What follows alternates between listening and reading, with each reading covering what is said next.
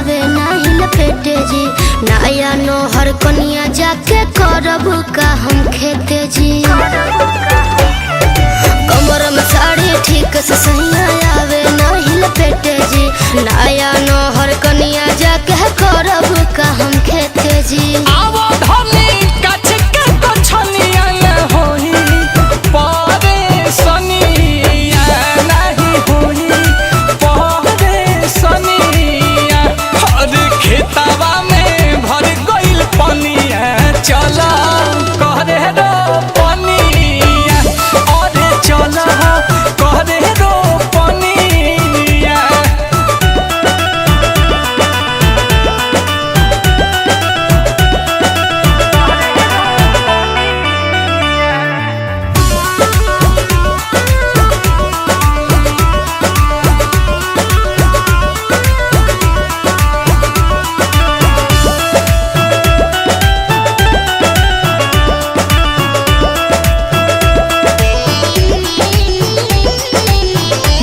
के दुल्हर हिंगा धान रोपे गईनी।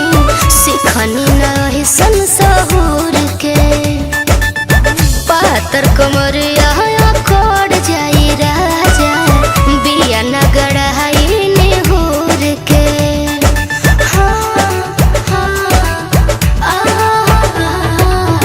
नैहर के दुल्हर हिंगा धान रोपे गईनी। सिखनी नहीं संसहूर पातर कमरिया कोड़ जाई राजा। बिया नगड़ नेहूर के अरे धीरे धीरे सीख जाए पुरानिया करे खेती की सनिया।